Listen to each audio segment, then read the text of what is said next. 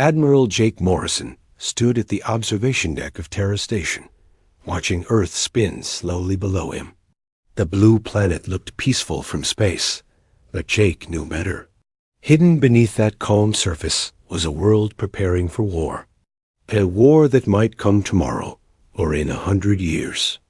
Nobody knew when, but everyone knew it would come. Jake had been in charge of Earth's defense for 20 years. Every morning he woke up thinking about the same thing. Keep Earth safe. Keep humanity alive. The job was simple to understand, but hard to do.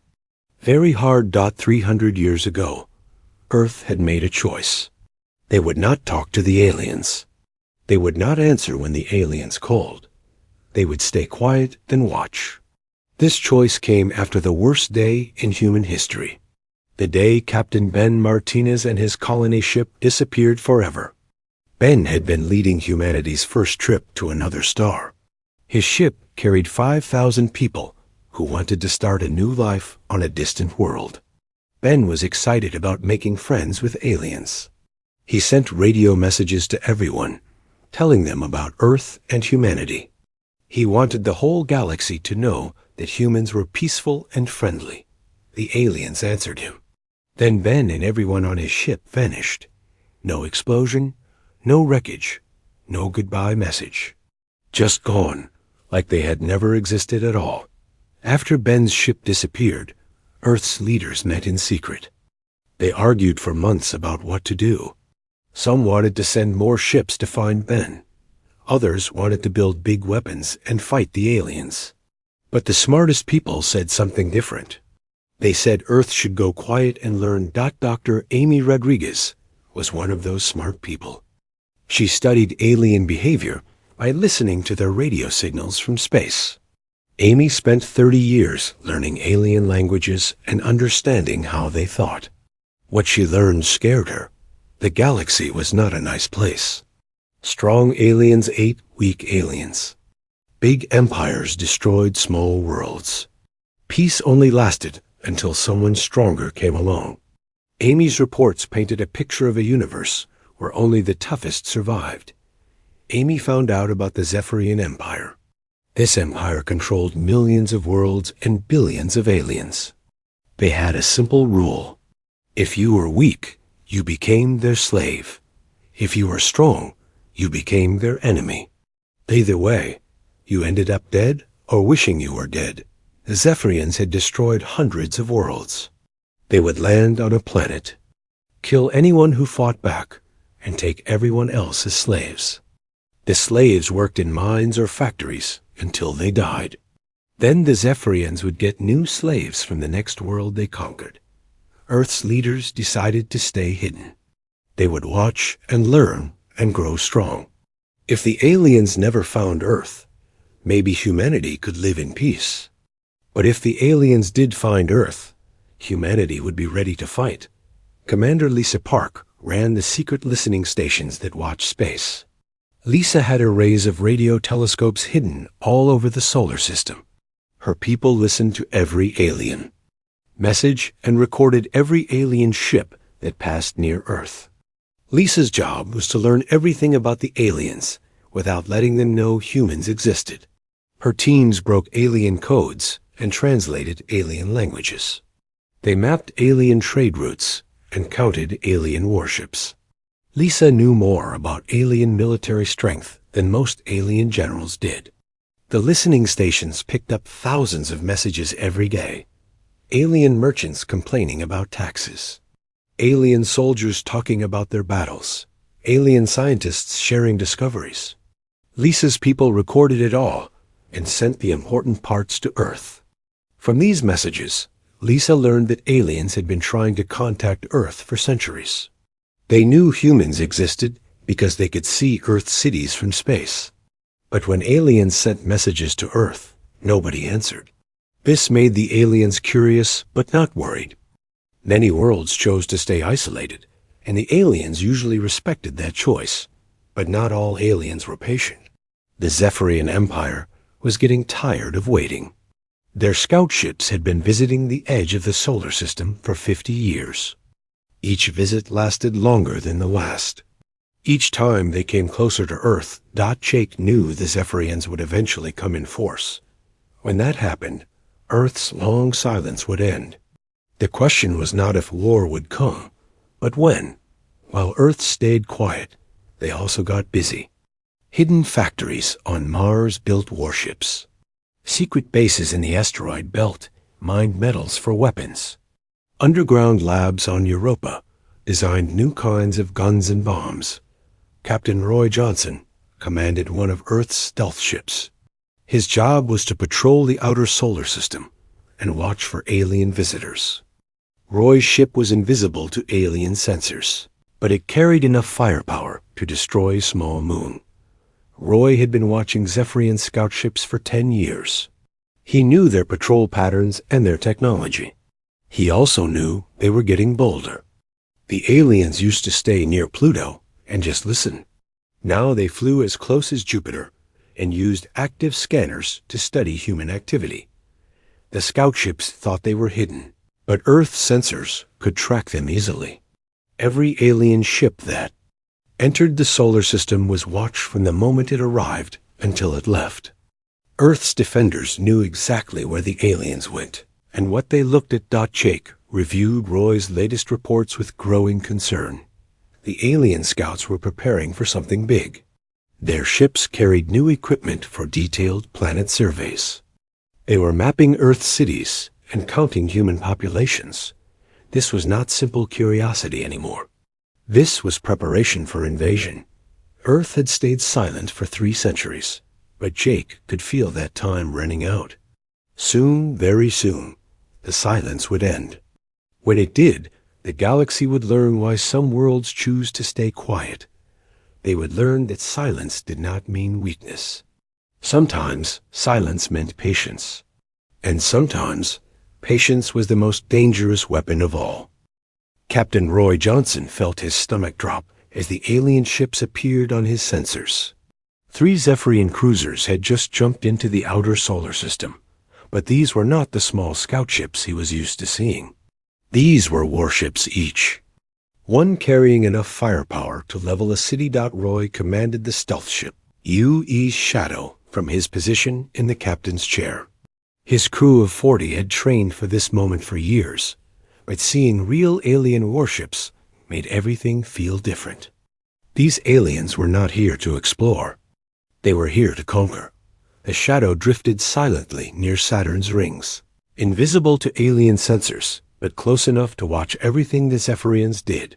Roy activated the ship's long-range cameras and began recording. Earth's leaders would want to see exactly how these aliens operated. Wargash, leader Vexenar, commanded the alien fleet from his flagship. The Zephyrian was 8 feet tall with 4 arms and skin like black leather. His species had conquered over 200 worlds, and Vexenar personally had destroyed 6 civilizations that refused to surrender. Vexenar studied the data his scouts had collected about Earth. The planet held nearly 10 billion humans living in thousands of cities. Their technology seemed advanced, but not threatening. Most importantly, they had never responded to contact attempts, which meant they were probably too scared to fight back. The war leader's plan was simple. His ships would move closer to Earth and scan the planet's defenses. When he found military bases or weapon systems, he would destroy them. Then he would demand Earth's surrender. If the humans refused, he would start destroying cities until they agreed to become slaves. This plan had worked on every other world the Zephyrians had conquered. Weak species always gave up when they saw superior firepower. Vexenar expected the humans to surrender within hours of his first demonstration. What Vexenar did not know was that Earth had been preparing for this moment for 300 years. Hidden throughout the solar system were weapons and ships that no alien had ever seen. Earth's silence had not been from fear. It had been from wisdom. Colonel Kate Williams stood in the command center of Europa base, watching the alien ships through Roy's camera feed. Europa was Jupiter's ice moon, and from the outside, it looked like a frozen wasteland. But hidden beneath Miles of ice was humanity's greatest secret. Europa Base was actually a massive shipyard where humans had been building warships for 60 years. The base extended deep into the moon's core, with construction bays large enough to build kilometer-long battleships. Over 3,000 ships of various sizes waited in the hidden hangars, ready for war. Kate had spent her entire career preparing for this day. She commanded the construction of humanity's secret fleet, making sure every ship was equipped with the deadliest weapons human science could create. The aliens were about to learn that Earth's children were not defenseless. Human ships were different from anything in the galaxy. While aliens used energy weapons like lasers and plasma cannons, humans had perfected kinetic warfare. Human ships fired solid projectiles at incredible speeds. These tungsten rods could punch through any shield and armor the aliens had. Captain Steve Clark commanded the UES Vengeance, the flagship of the Hidden Fleet. His ship was 2 kilometers long and carried enough firepower to crack a small moon. The Vengeance's main weapons were magnetic railguns that could launch projectiles at 1/3 the speed of light. Steve had been training his crew for 15 years, running endless combat simulations against alien ship designs. His gunners could hit targets at ranges the aliens thought impossible. His engineers had designed engines that made human ships faster and more maneuverable than anything the Zephyrians flew. The Vengeance and her sister ships waited in the darkness beyond Pluto, their hulls black as space and their engines cold. When the time came to fight, they would appear like ghosts and strike like hammers. Meanwhile, the Zephyrian ships moved deeper into the solar system. Vexinar was pleased with what his sensors showed him. Earth's orbital space seemed empty except for a few communication satellites and some primitive space stations. The humans appeared to have no serious space defenses. Commander Lisa Park watched the alien approach from her command post on Luna, Base 7. The base was hidden inside a crater on the moon's far side, invisible from Earth, but perfectly positioned to monitor deep space. Lisa had been tracking these particular aliens since they entered the solar system 3 days ago. Lisa's job was to coordinate Earth's intelligence network and provide real-time information to the military commanders. Her sensors could track objects as small as a person anywhere in the solar system. The alien ships might think they were hidden, but Lisa could see everything they did. The aliens were using active scanners to map Earth's surface. Lisa watched as they identified major cities, military bases, and industrial centers. The Zephyrians were building a target list for their attack. They planned to hit Earth's defenses first, then demand surrender. Lisa smiled grimly. The aliens were scanning empty buildings and abandoned bases. Earth's real military installations were hidden underground or camouflaged to look like civilian structures. The Zephyrians were making target lists for sites that contained nothing but decoys. Admiral Jake Morrison received Lisa's reports in the war room beneath Cheyenne Mountain. The facility had been expanded over the centuries into a vast underground complex that could survive direct nuclear attack. From here, Jake would coordinate humanity's response to the alien invasion. Jake studied the tactical displays showing the positions of both human and alien forces. The Zephyrians had 3 ships and thought they were attacking a defenseless world. They had no idea that thousands of human warships were moving into position around them. The time for silence was ending. Soon, very soon, Earth would speak. And when Earth spoke, the galaxy would listen. The aliens were about to learn that the quiet world they planned to conquer had spent 3 centuries preparing to fight back. Jake opened a communication channel to all human forces throughout the solar system. His message was simple: prepare for combat operations. The age of silence ends today.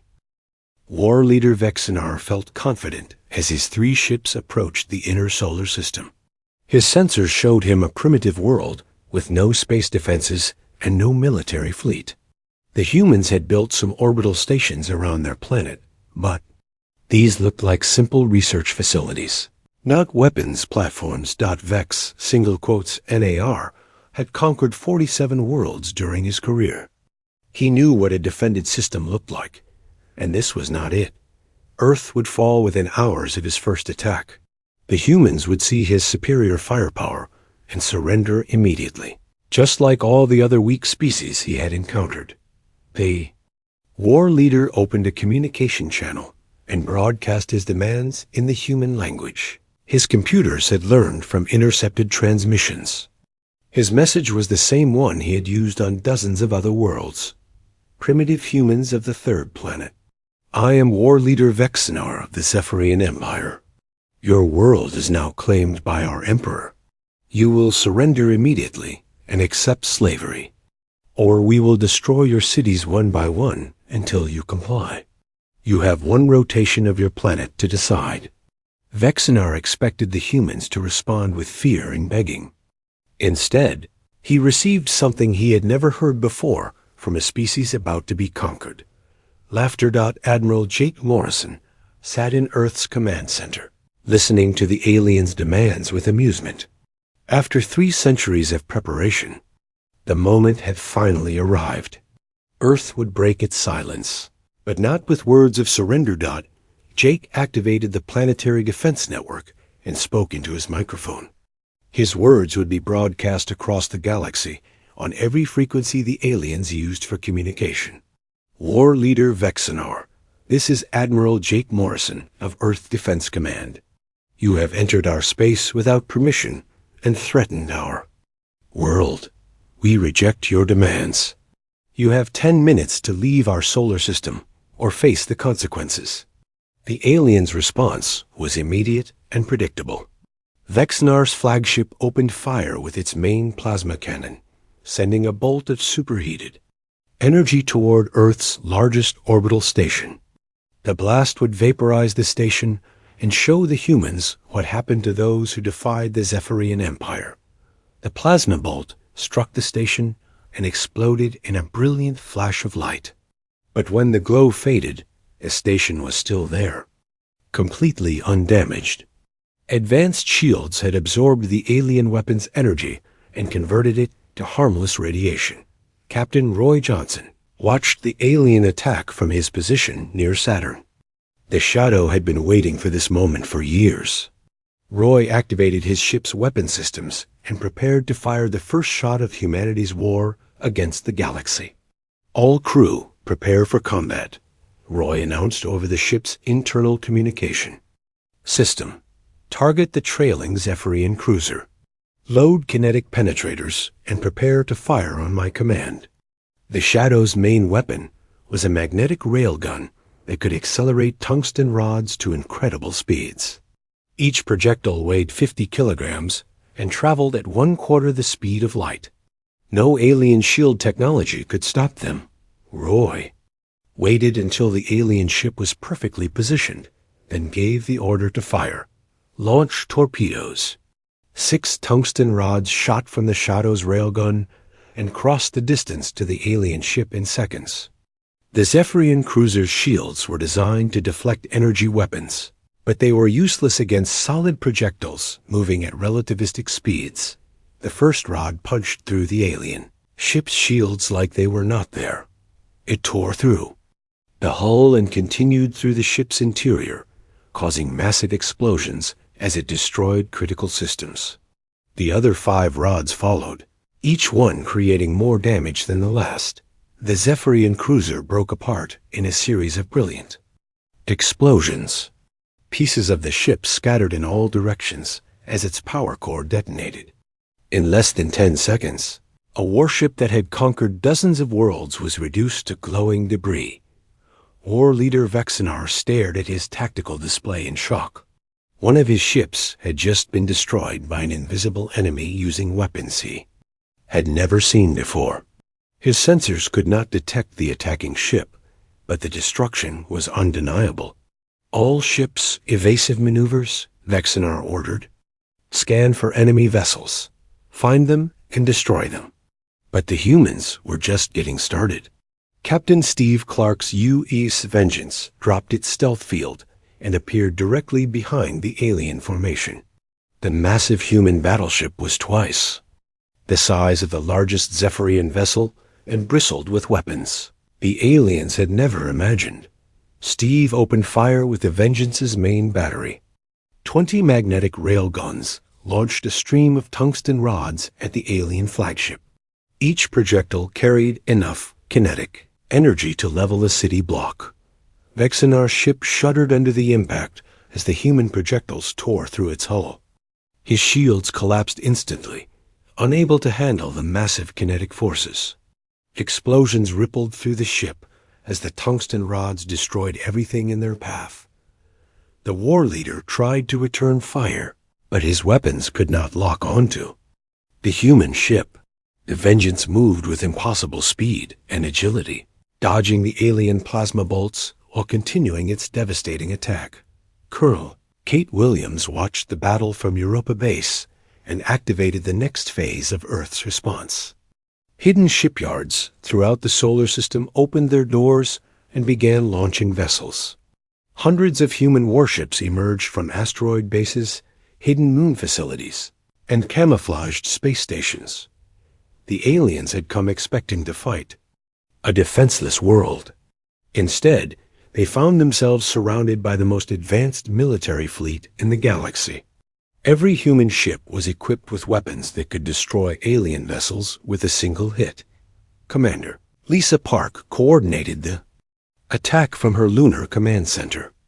Her computers tracked every alien ship and guided human weapons to their targets with perfect precision. The battle was not a fair fight. It was an execution. The second Zephyrian cruiser tried to escape, but Captain Roy Johnson was waiting. The shadow appeared beside the fleeing vessel and launched another spread of kinetic torpedoes. The alien ship vanished in a cloud of fire and metal fragments. War leader Vexinar realized his mistake too late. The humans were not a primitive species, cowering in fear. They were apex predators who had been hunting the hunters. Earth's silence had not been weakness. It had been the patience of a species that knew exactly when and how to strike. The alien flagship was dying around him, its hull breached in dozens of places, and its systems failing. Vexnar sent one final message to his Emperor before the ship's power core exploded. A silent world was never silent. They were watching.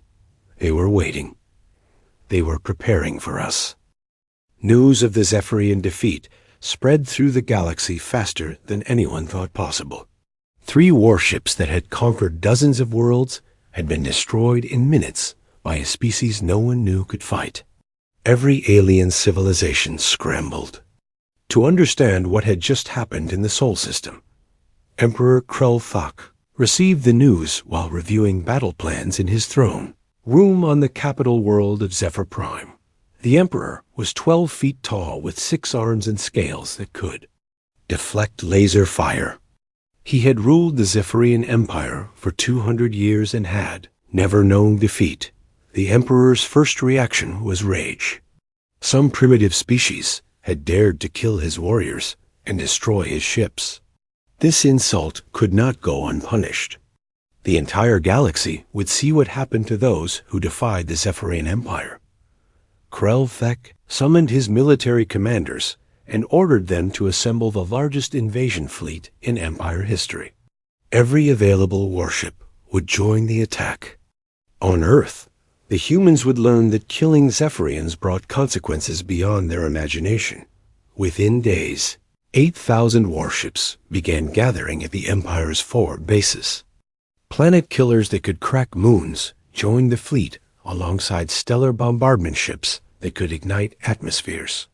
The Emperor planned to make Earth into an example that would terrify the galaxy for 1,000 years. Admiral Jake Morrison watched the alien fleet movements through Earth's spy network. Hidden observation posts throughout the galaxy reported ship movements and troop buildups. The scale of the coming invasion was beyond anything humanity had ever faced. Jake called an emergency meeting of Earth's Defense Council, military leaders. from every branch of service gathered in the secure conference room beneath Cheyenne Mountain. The holographic displays showed the massive alien fleet preparing to attack. "They are bringing everything they have," Jake told the assembled officers. 8,000 ships, including their most powerful weapons. "This is not a conquest fleet. This is an extermination fleet." General Paul Davis, commander of Earth's ground forces, studied the tactical displays with concern. "Can our fleet handle those numbers? We have good ships, but they have 8 times more vessels than we do." Jake smiled grimly. "They think they know how many ships we have. They are wrong." Colonel Kate Williams activated a new set of displays that showed hidden installations throughout the solar system. Automated shipyards had been working around the clock since the first battle, producing new vessels at an incredible rate. What the aliens thought was a small human fleet was actually just the beginning. "Project Arsenal has been activated," Kate announced. "Every hidden facility is now operating at maximum capacity. We are building ships faster than the aliens can count them." The shipyards on Mars had been producing destroyers and cruisers for decades, but now they switched to emergency production mode. New ships rolled off the assembly lines every few hours. Automated systems worked continuously, building hulls and installing weapons without human oversight. Captain Helen Davis commanded the U's Forge, a massive factory ship hidden in the asteroid belt. Her vessel could construct a fully armed cruiser in 3 days using advanced manufacturing systems. Dozens of similar ships had been secretly deployed throughout the outer system. Helen's crew worked in shifts around the clock, supervising the automated construction systems that built new warships from raw asteroid materials. Each completed vessel was immediately staffed with trained crews and added to the growing human fleet. The alien spy networks tried to count human ships, but they kept getting different numbers. Ships appeared where none had been before. New vessels emerged from hidden bases that scanners had never detected. The human fleet seemed to grow larger every day. Dr. Amy Rodriguez studied the alien invasion plans from her research facility on Luna. Amy had spent decades learning how the Zephyrians thought and fought. Their strategy was always the same: overwhelm the enemy with superior numbers and firepower. "They expect us to fight like other species," Amy explained to Jake during a secure video call. "Previous civilizations tried to match them ship for ship in direct combat. That approach always failed because the Empire has more resources than any single world. What do you suggest?" Jake asked. Amy smiled. "We do not fight their way. We fight our way. Human tactics, human weapons, human strategy. They have never faced an enemy like us." The human fleet that assembled to defend Earth was unlike anything the galaxy had ever seen. 12,000 warships of various classes formed defensive formations throughout the solar system. Each ship represented centuries of focused military development. Human vessels relied on kinetic weapons that could punch through any shield. Their hulls were designed to absorb energy attacks and keep fighting. Most importantly, human ships were built to work together as a coordinated fleet rather than individual vessels. Captain Steve Clark's UES Vengeance led a squadron of heavy battleships positioned near Jupiter. Each vessel carried enough firepower to destroy a small fleet, but their real strength came from coordinated attacks that could overwhelm any defense.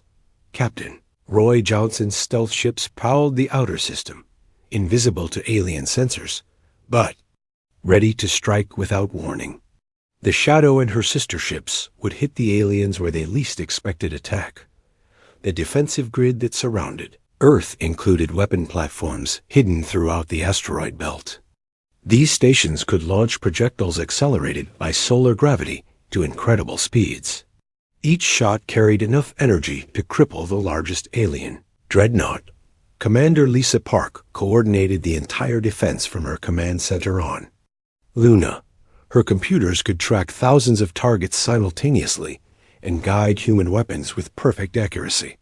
Every alien ship would be marked and targeted before it entered weapon range. Emperor Krell reviewed the final invasion plans.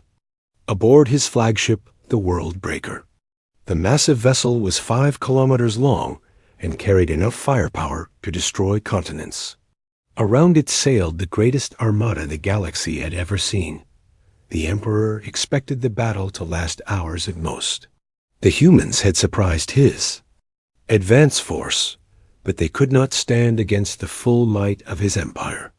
Soon Earth would burn, and the galaxy would remember why the Zephyrian Empire ruled the stars. What Krell did not know was that Earth had been preparing for this exact moment for 300 years. The silent world was about to speak again, and this time the galaxy would never forget the sound. The Zephyrian invasion fleet dropped out of hyperspace at the edge of the solar system like a metal storm. 8,000 warships stretched across space in a formation that blocked out the stars. Emperor Krell stood on the bridge of his flagship World Breaker, expecting to see a handful of primitive human vessels cowering near their homeworld. Instead, he faced 12,000 human warships arranged in perfect battle formation around Earth. The human fleet formed a sphere of deadly metal that surrounded the planet like a protective shell. Every ship bristled with weapons the Emperor had never seen before. Krell stared at the tactical display in disbelief. His intelligence reports said the humans had maybe a few hundred ships. The reality before him showed a fleet larger than his own, with vessels that looked like they were built for nothing but war. Admiral Jake Morrison transmitted his final warning from the bridge of UES Liberty. The massive human flagship was 3 kilometers long and mounted enough firepower to level a continent. Around it sailed the most advanced military fleet in galactic history. Emperor Krell, this is Admiral Jake Morrison of the Terran Defense Fleet. You have brought an invasion force to our home system. Turn back now, or we will show you why Earth stayed silent for so long. The Emperor's response echoed across every communication channel in the galaxy. Primitive humans, you face the might of the Zephyrian Empire. 8,000 ships carry enough firepower to crack your planet like an egg. Surrender now, or watch your world burn. Jake's reply became legend throughout the galaxy. We were never primitive. We were patient. We were learning. We were preparing for you. The Battle of Sol began when Emperor Krell opened fire with his main fleet.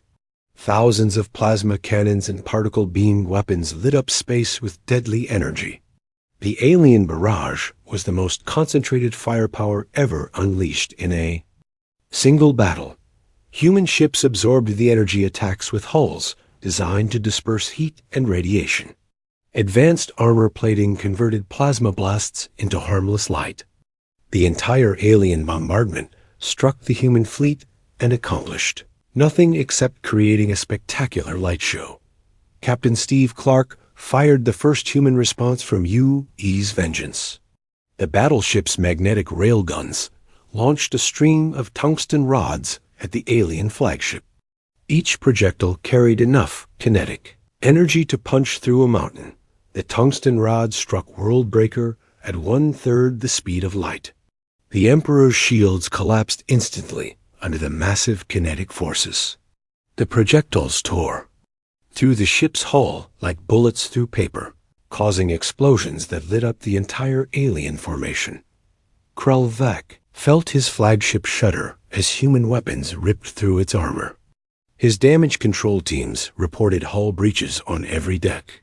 Systems that had never failed before went offline one by one. The Emperor realized he was not fighting primitives. He was fighting masters of war. Captain Roy Johnson's stealth squadron materialized behind the alien fleet and opened fire with kinetic torpedoes. The Shadow and her sister ships had been invisible to alien sensors, but their weapons were very visible as they tore through Zephyrian cruisers. Alien ships began exploding throughout the formation as human projectiles found their targets. Zephyrians tried to return fire, but their energy weapons could not lock onto the fast-moving human vessels. Every alien shot missed, while every human shot destroyed its target. Colonel Kate Williams activated the solar defense grid from her command center on Europa. Weapon platforms hidden throughout the asteroid belt began launching massive kinetic projectiles accelerated by the sun's gravity well. The planet-killer rounds struck alien dreadnoughts with the force of nuclear weapons. Captain Helen Davis's factory ships revealed their true purpose as they dropped their disguises and joined the battle. The vessels that had been building new human ships now used their construction systems as weapons, launching streams of metal projectiles at alien formations. Commander Lisa Park coordinated the entire human response from Luna, Base 7. Her computers tracked every alien ship and guided human weapons with perfect accuracy. The battle became a methodical destruction of the alien fleet as human forces systematically eliminated their targets. The tide of battle turned completely when the hidden human fleet revealed itself. Ships emerged from asteroid bases, moon installations, and camouflaged space stations. The 12,000 vessels the aliens had seen were just the beginning. The real human fleet numbered over 20,000 ships. Emperor Krelthok watched his mighty armada dissolve under the human assault. Ships that had conquered star systems were being torn apart by primitive kinetic weapons. His own flagship was dying around him, its hull breached in hundreds of places. The Emperor sent one final transmission before his ship's power core exploded. How does a silent world possess such power? Admiral Jake Morrison's response was broadcast. On every frequency in the galaxy, we were never silent. We were listening, we were learning, we were preparing for you. The Battle of Sol ended with the complete destruction of the Zephyrian invasion fleet. Not a single alien ship escaped to carry word of their defeat back to the Empire. The galaxy's most feared military force had been annihilated by a species most civilizations had dismissed as harmless isolationists. In the aftermath, Earth's message to the galaxy was clear and direct. Earth is silent no more. We have spent 3 centuries preparing for this day. Any civilization that threatens humanity or our allies will face the same fate as the Zephyrian Empire. We do not seek conquest, but we will not tolerate aggression. The silent world had found its voice, and that voice spoke with the authority of 20,000 warships. The galaxy listened with new respect and growing fear.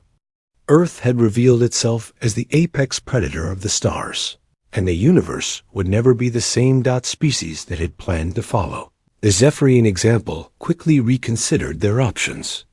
Empires that had seemed invincible suddenly felt very small. The balance of galactic power had shifted permanently, and Earth stood at the center of that new reality.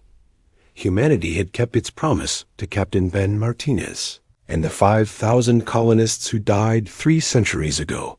Earth had grown strong, enough to protect itself and honor their memory. The galaxy now knew that some worlds stayed silent, not from fear, but from wisdom. And wisdom, combined with preparation and patience, was the most dangerous weapon of all.